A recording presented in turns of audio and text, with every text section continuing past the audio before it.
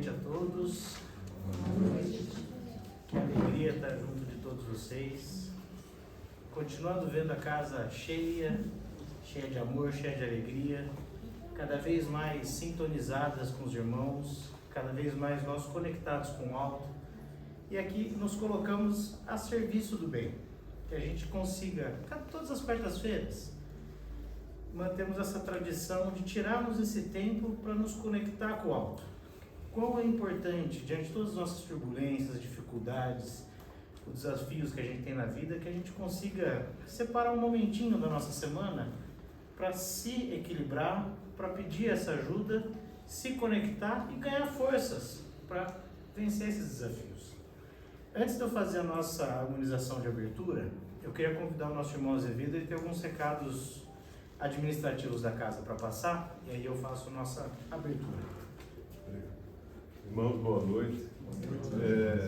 Sempre progredindo, um passinho de cada vez, nós agora conseguimos chegar à nossa organização financeira. Então, nós colocamos ali na entrada, no quadro de aviso, nossa chave Pix e um e-mail para a qual nós pedimos àqueles que possam colaborar, fazer o Pix e mandar para aquele e-mail o recibo para que faça parte da contabilidade. Tá? Totalmente voluntário, o valor que quiser, que puder e quando puder. Tá bom? Muito obrigado. Queria só deixar um lembrete, viu, Azevedo? A Di comentou comigo, a gente escreveu lá chave Pix. A chave é o CNPJ. É o CNPJ, é o número.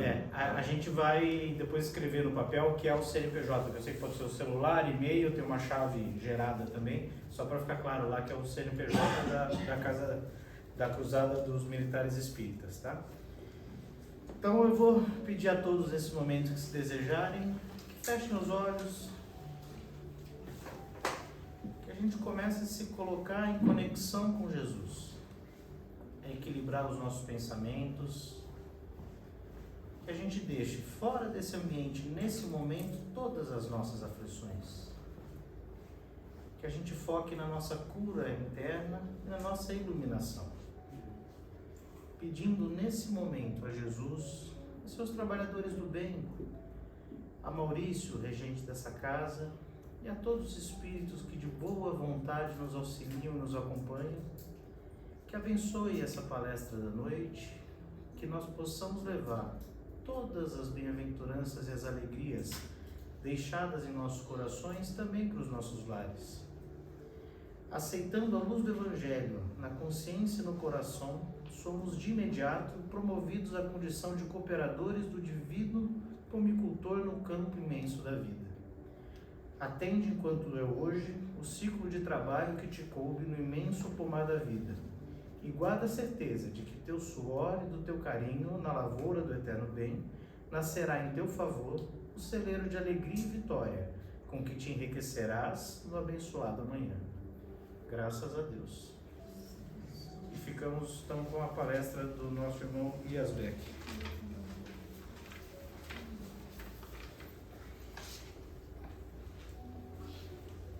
Meus irmãos, minhas irmãs, boa noite.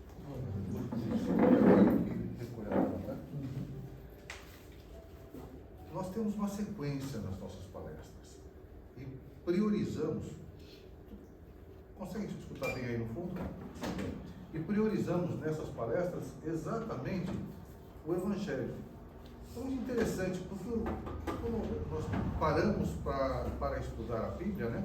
Temos o Velho Testamento, o Novo Testamento, nele forte exatamente o ensinamento de Jesus, mas mesmo do ensinamento do Cristo, nós notamos lacunas. Tem partes que só são relatadas por um dos evangelistas, tá certo? O que é muito natural, porque Jesus não escreveu o Evangelho. Foram os seus discípulos que iam fazendo anotações ao longo da vida do Cristo. Melhor até dizendo, foram fazendo anotações ao longo dos 3 anos que ele pregou. Então, essas lacunas e até as várias traduções, alguma coisa sempre se perde. Mas é interessante, em qualquer religião, qualquer código de conduta que analisemos, quando nós nos entramos nos ensinamentos morais do Evangelho, particularmente no Sermão da Montanha, ele é completo.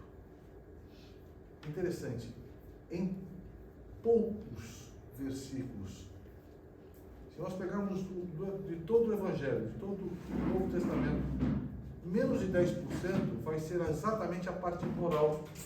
E aquela parte, embora tão curta, ela é completa. Por isso que nós centralizamos, seguindo até a orientação de Kardec, que no Evangelho segundo o Espiritismo, o que ele faz? Ele vai exatamente tratar do ensinamento moral. E nós hoje vamos falar sobre o capítulo 18 do Evangelho, muitos chamados e poucos escolhidos. É interessante, até eu vou depois discorrer sobre a questão da expressão escolhidos. Mas, à guisa de preparação, vamos lembrar que Jesus, ao falar por parábolas, ele dizia que o reino dos céus é semelhante a um rei que, querendo celebrar as bodas de seu filho, despachou os servos para convidar para bodas aqueles que eram seus convidados usuais.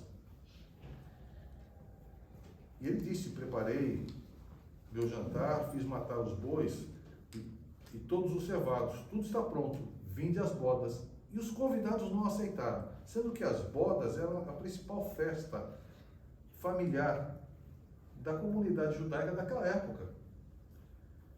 Ele mandou uma segunda vez seus servos, eu vou reduzir um pouquinho por causa do tempo que dispomos, e aí quando eles foram novamente, muitos dos convidados viraram-lhes as costas, foram para sua casa de campo, cuidar dos seus negócios, outros pegaram os servos e os maltrataram, chegando até a matar alguns deles.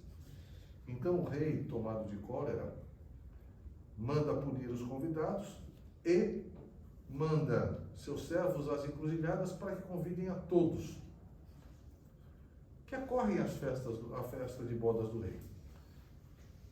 Inclusive, quando ele manda convidar a todos, sendo bons e maus. E aqueles que acolhem, quando o rei chega para as bodas, ele nota que um deles não vestia a túnica nupcial, que era a roupa branca. E interpela o convidado, porque está sem a túnica. Este não responde, ele manda lhe atar pés e mãos e lançá-lo nas trevas exteriores. Parece uma parábola muito forte, mas ela é de uma riqueza de detalhes impressionante. Primeiro detalhe: quem eram os convidados? Era o povo que já conhecia o fato de que Deus é único. Aquela época da humanidade era um único povo monoteísta, eram os hebreus, a quem havia sido prometido, cuja posteridade de Abraão cobriria toda a terra. Eles achavam, os hebreus, que seria por dominação pela força. Não, era a herança do conhecimento de um Deus único, que hoje, de fato, se estende por quase toda a terra. Outro detalhe, é interessante, as bodas eram um momento de alegria. Por isso que Jesus usou o simbolismo das bodas. E todos nós almejamos pela felicidade. Então o Pai Celestial, que o reino dos céus é semelhante a um rei que mandou convidar seus convidados, né? Mandou seus servos chamarem os convidados. O Pai Celestial nos convida a todos para a felicidade. Todos são chamados. Ele nos dá todos os meios. Quando ele fala assim: fiz matar meus animais, meus bois, todos os cevados, tudo está pronto, vinde para a festa. Porque no imaginário do povo daquela época, a alegria era ter uma mesa farta. Para nós, hoje, é muito além da mesa farta, mas a comungar da companhia de Deus, dos irmãos superiores, viver em felicidade íntima, é um anseio de todos os seres humanos. Só que o caminho para chegar a essa felicidade é que nós temos que escolher com sabedoria.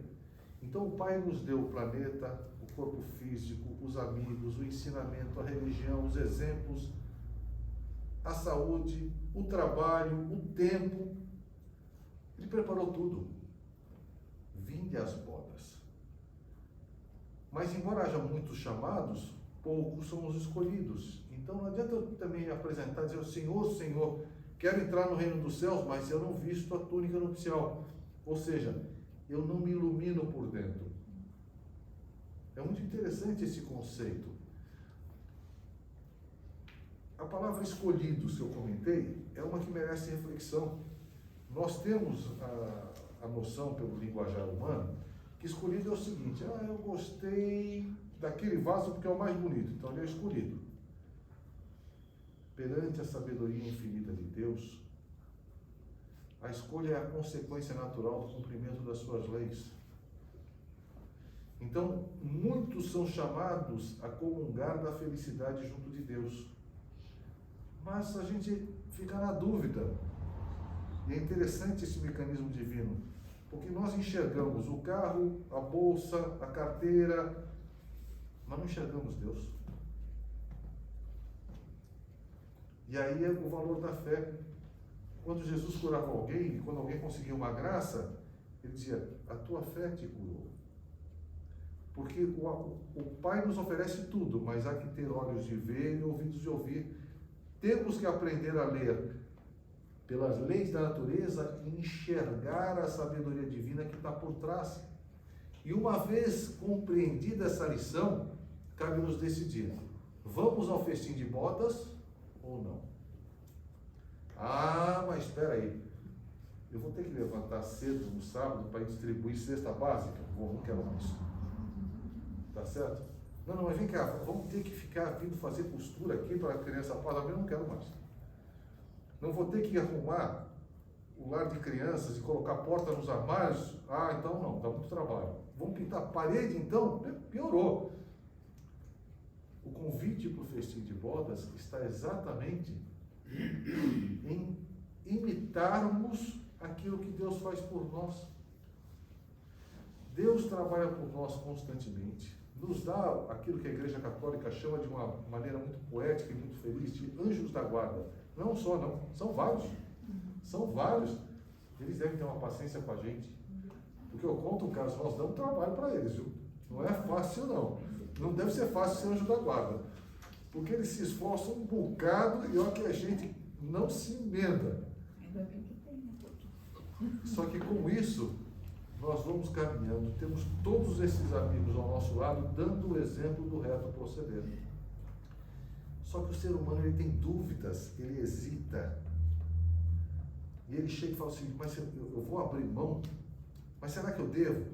Será que eu posso? Será que não vai fazer falta lá na frente? E aí está a escolha.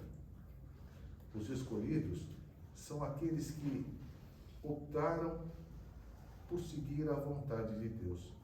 Parece uma coisa muito abstrata, muito distante, muito complexa. Não. É trabalhar dentro de nós para que tenhamos puro o coração e tenhamos a capacidade do desprendimento. Quando Jesus diz assim: mas se alguém demandar convosco pela túnica, dá-lhe também a capa. E se quiser que ande com ele 1000 passos, anda mais 2000. Ele fala assim: mas eu vou viver servindo as pessoas o tempo todo? É muito interessante a pergunta do Divaldo. Quando ele era jovem, ele fala: todo mundo vem para mim, mas pegue para eles. Vai ser assim a vida toda? Qual foi a resposta de Joana de Ângeles? Sim. Vai. Vai ser assim a vida toda. Eu falo assim: mas ser espírita é chato, né? Tem um palestrante que vem aqui às vezes, o professor Leonardo da Unicamp, no outro centro espírita que ele frequenta, ele estava fazendo uma palestra. Eu falei: gente, fujam do centro. Não venham não, é muito chato ser espírita. Porque o espírita sabe qual é o seu dever. O espírita sabe qual é o seu dever. E sabendo qual é o dever, é duro, a consciência cobra de nós. A gente sabe que a gente deve fazer o reto proceder. A gente sabe que se a gente pode auxiliar, deve auxiliar. Nós já comentamos aqui, mas um caso que é marcante, né? Vamos dizer iconográfico, né? É marcante. É o do Chico, que está saindo de casa um dia para ir para o trabalho e a vizinha pede para ele comprar uma mesa com cadeiras para ele. E era justo a vizinha que, quando ele estava no trabalho, entrava na horta dele e roubava as coisas da horta. Quando ficava bom na horta, ela roubava. Quando ele chegava: cadê o chuchu? Cadê? A espiritualidade tinha desmaterializado. Então, E aí o Chico, sabendo disso, mas não querendo brigar, quando chegou, falou: Chico, compra uma mesa para mim de cozinha, estou sem mesa de cozinha. Ah, só pegou, não tem dinheiro não. Mas aí dá 2 passos, o seu irmão aparece para ele e fala: você tem condições, Chico. Falou: mas ela rouba meus tomates quando eu estou no trabalho. Isso é problema dela, mas você tem condições. Aí volta o Chico e fala: qual a mesa que a senhora queria? Ah, está na loja tal, aquelas de fórmica, 4 cadeiras, tal, tá bom. Ele faz uma coisa que os jovens não conhecem: carnê. Ele faz um carnê, vai pagando a prestação. Só nós já temos mais de 25 que a gente sabe dessa história. E compra a mesa para ela. A gente fala assim: mas por que o mano não dava refresco para o Chico? Por amar muito o Chico.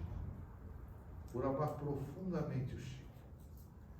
Ele sabia que esses pequenos sacrifícios que a vida nos convida a fazer são seguidos de imensa alegria do outro lado da vida. E às vezes ainda nessa.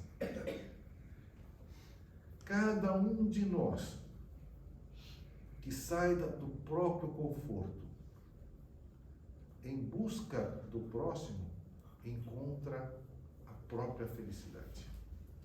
Cada um de nós que sai do próprio conforto para ir em busca do próximo encontra a própria felicidade. Quantas não são? É interessante como tem pessoas que abraçam trabalhos que são diferenciados. Eu não tinha preparado essa história, mas eu vou comentar aqui. É a história de uma senhora evangélica. Eu comentei já na casa de Ismael, perdão, o pessoal da casa de Ismael, eu vou repetir. Que ela trabalhava de faxineira em residências. Aí apareceu um trabalho, uma carteira assinada, ela foi trabalhar como faxineira no hospital. Mas nenhuma faxineira queria fazer a faxina no centro cirúrgico à noite. Era tudo vazio. No entanto, entrava a faxineira, começava, abre torneira, acende luz. Bateu um medo, nenhuma queria entrar. E ela precisava de trabalho. Ela foi lá, você fez uma casa evangélica. Chegava na porta e falava: eu vou entrar, eu vou fazer a faxina. Vocês não aprontem nada. Ela pegava, fazia a faxina. Quando terminava, assim: acabei. Aí a torneira, ela ia embora. E é interessante, aquilo foi dando para ela segurança, ela não tinha mais medo. Evangélica, não sabia nada de espiritismo, mas confiava em Deus. E ela precisava trabalhar. E quantas vezes ela não ajudava outras faxineiras? É uma pessoa que recebe um salário mínimo e meio e ainda consegue espaço para fazer caridade, tanto moral quanto material. A gente observa aqui com isso, ela se prepara para ser escolhida. Não é uma escolha discricionária de Deus que fala assim: ah, eu gosto muito desse irmão, então é ele. As leis de Deus são perfeitas, imutáveis, estão presentes no nosso dia a dia. Quando nos encaixamos nesse caminho, naturalmente estamos escolhidos, porque escolhemos o caminho certo. Quando vamos para um trabalho de renúncia, de caridade, quando trabalhamos dentro de nós para tirarmos da acomodação, estamos no caminho certo. Eu escuto, particularmente depois dos 25, né, que é o nosso caso, a gente escuta o pessoal dizer assim: ó, já fiz muito na vida, agora não. Eu não me aborreço, eu levanto a hora que eu quero, me aposentei, não quero mais saber de encrenca, sou dono do meu tempo, não faço nada. Tristíssima. Porque Deus nos deu a chance, nos deu o tempo. Certa feita, Bartolomeu perguntou para Jesus se ele tinha algum talismã para fazer os milagres que ele fazia. Jesus disse que sim. Um talismã que Deus deu a todos nós: o tempo. Eu estou encurtando a história. O tempo.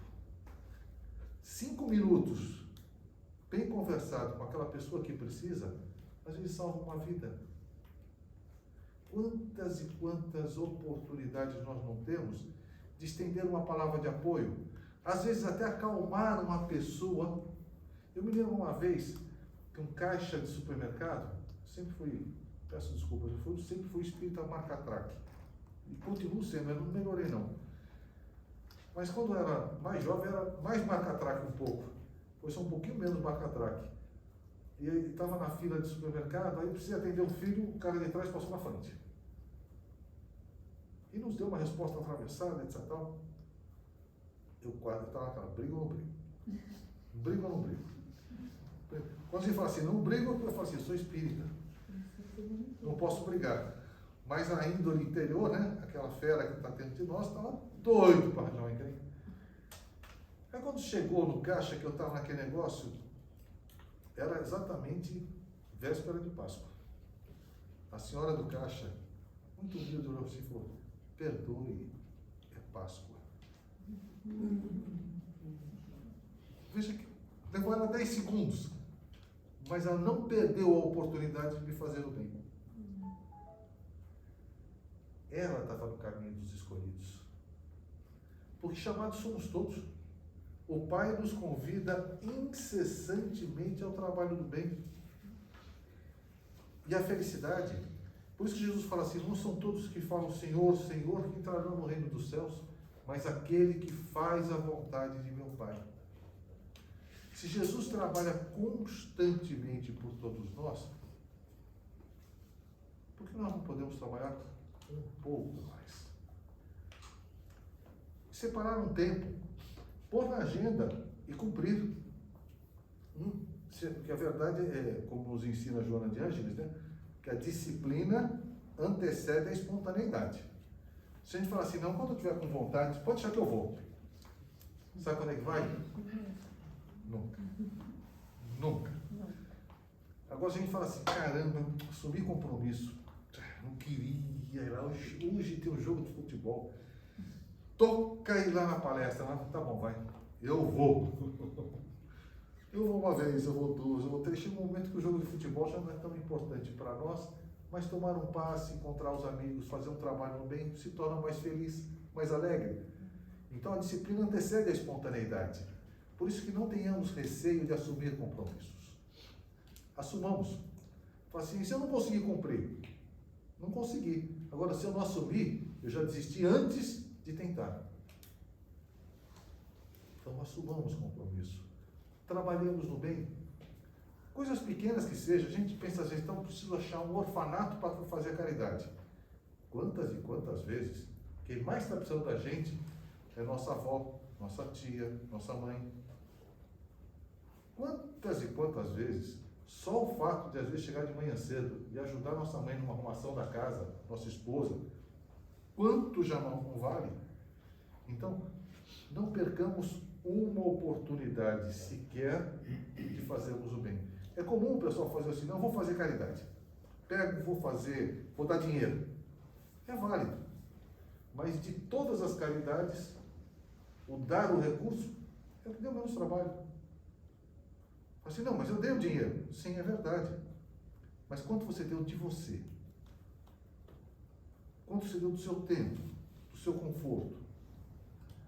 É válido o dinheiro? É válido. Nós comentamos até, não foi só eu comentei, você comentou também, e aquele senhor que esteve aqui, acho que 3 semanas atrás, sobre Darcy Sonval, que era cavaleiro em França, e cada vez que ele passava por um mendigo leproso, ele jogava alguma coisa de dinheiro. Até que ele, completamente destruído pela vida, passa pelo mendigo, mas ele virou um mendigo em Andrajos, então ele vai e abraça o mendigo. Quando ele abraça, o mendigo se transforma, era Jesus. Que fala assim, ó, agradeço-lhe pela joia, pelas moedas, pelo fino manto, pelo chapéu, mas eu fiquei aqui todas essas vezes esperando o teu coração. E aí Jesus o levou. Assim é conosco na vida. A espiritualidade de luz sabe que nos aguarda toda uma herança de tremenda felicidade. Mas a pessoa tem que conseguir se desprender do próprio apego, se lançar à frente com fé. É por isso que a passagem que que nós já comentamos em outra ocasião, mas vamos chamá-la aqui novamente, quando Jesus fala assim: observai os pássaros do céu, não semeiam, não ceifam, nada guardam em celeiros, mas o Pai Celestial os alimenta. E vede como se vestem os lírios do campo, não tecem, não fiam, no entanto, nem Salomão, em toda a sua glória, jamais se vestiu como um deles. Se Deus veste assim a erva do campo, que hoje existe, e amanhã é lançada na fornalha, quanto mais não fará por vós, ó homens de pouca fé. Busca o reino de Deus e a sua justiça, e tudo mais vos será dado em acréscimo. E é interessante, os escolhidos. Quando Jesus aparece, também comentamos aqui, desculpe só fazer a ponte novamente, vou encurtar. Quando Jesus aparece para Paulo na estrada de Damasco, e Paulo ainda usava a pronúncia grega de seu próprio nome, Saulo, porque à sua época tinha uma comunidade grega muito forte. E Jesus fala: Saulo, Saulo, por que me persegues? Não recalcitres aos aguilhões. Muito bem. Nesse episódio, Saulo fica cego. É deixado numa estalagem. Ele tinha ido a Damasco perseguir Ananias. Jesus aparece para Ananias e fala: Ananias, vai até a rua direita, na estalagem de um homem chamado Judas. Lá se encontra Saulo, da cidade de Tarso. Devolve a ele a visão. E Ananias fala: mas senhor, eu ouvi falar dele. Ele tem feito muito mal aos santos de Jerusalém. Esse homem nos persegue. E Jesus diz a Ananias: eu tenho nele um vaso escolhido. Irei mostrar a ele quanto ele precisará sofrer em meu nome. É interessante essa frase. Tenho nele um vaso escolhido. Porque Jesus sabia do potencial que Saulo tinha dentro de si. E sabia que essa força interior de Saulo ia levá-lo a enfrentar grandes desafios. E ele passaria por momentos difíceis e de dor, sim, mas tendo Jesus a seu lado.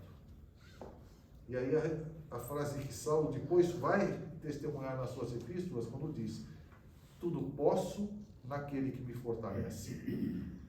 Essa força interior que nos faz mudar o nosso destino à frente, que nos faz crescer, que nos faz vencer, que nos permite, como é o caso de Saulo.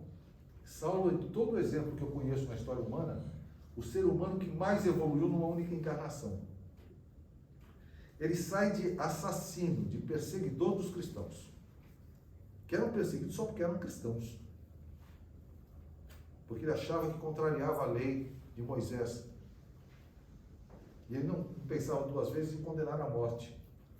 Ele sai desta situação, que é semelhante à situação da Inquisição, para o maior trabalhador que se teve notícia na história da humanidade e na causa do Cristo. Numa só encarnação, estamos falando de cerca de 20 anos. Como é que um homem consegue ter tanta força? Tudo posso naquele que me fortalece. Quando a gente confia realmente no Pai e procura estar em comunhão com Ele, a vida ganha outro colorido. É verdade que nós teremos um trabalho humilde? Teremos. Vamos colher os aplausos do mundo? Não. Eu me recordo bem de uma senhora, já falecida há muitos anos, que era impressionante como ela perdoava rápido. Ela perdoava mesmo. Tanto que todos na família diziam: a Berta é uma tonta. O pessoal apronta para ela, ela deixa por isso mesmo. Que eu saiba, de todo aquele pessoal que falava isso, ela é quem tem mais evolução do outro lado da vida hoje. A tonta. Aquela que deixava e perdoava rápido. Mas trabalhou a vida inteira. Ajudou a filha a criar os netos. Levantava cedinho e ia deitar tarde. Você fala assim: mas que vida que ela teve? Uma vida de retidão, uma vida de alegria, uma vida de reconhecimento, E hoje, na espiritualidade, uma parada de luz. Com certeza está de braços cruzados? Está pedindo para trabalhar ainda mais. Porque quanto mais nós trabalhamos, mais felizes somos. Encerramos então nosso estudo de hoje, meus irmãos, quando nós falamos assim que há muitos chamados, porque Jesus nos chama constantemente, Deus nos chama constantemente, mas poucos escolhidos. Por quê? Porque a escolha é nossa, não é do Pai. Somos nós, ao decidirmos cumprir nosso dever, que nos enquadramos como escolhidos. E separamos um texto que eu já falei uma vez nessa casa, mas eu não encontrei um que se encaixasse tão bem na minha avaliação, então eu o repito. Que mostra exatamente a humildade daquele que trabalha, sendo muitas vezes pouco valorizado e tendo um valor imenso aos olhos de Deus. A enxada. No conjunto dos trabalhos, a enxada pobre e esquecida é uma agulha generosa que borda os lençóis da vida. Com desvelos carinhosos, faz o berço às sementeiras, protege os rebentos frágeis, traçando caminho às leiras. Essa agulha delicada, vibrando de polo a polo, aperfeiçoa a paisagem, lançando mais vida ao solo. Devem-lhe muito os celeiros. Na colheita farta, imensa, mas a enxada dadivosa nunca pede recompensa. Seu prazer está nas lutas, nos trabalhos naturais. Alguém lucra em seus esforços? Mais serviço e terás mais. Não sabe se há chuvas fortes, se há calor de requeimar. Disposta sempre ao possível, tem gosto de trabalhar. Modesta e criteriosa, atende ao labor que a chama. Fiel ao bom lavrador, executa o seu programa. Instrumento valoroso, que não trai nem esmorece, exemplifica no mundo a humildade que obedece. Instrumento valoroso, que não trai nem esmorece, exemplifica no mundo a humildade que obedece. Imaginemos nossa glória, nosso triunfo jamais visto, quando formos boa enxada nas divinas mãos do Cristo. Que Deus, nosso Pai, abençoe a todos nós e consigamos compreender, não será o mundo que reconhecerá nossos esforços, mas a alegria interior não depende desse reconhecimento. A alegria interior vem da comunhão com Deus, para aqueles que cumprem a sua vontade. Que Deus nos abençoe, meus irmãos, que Jesus nos ilumine. Vamos ao nosso passe. Muito obrigado.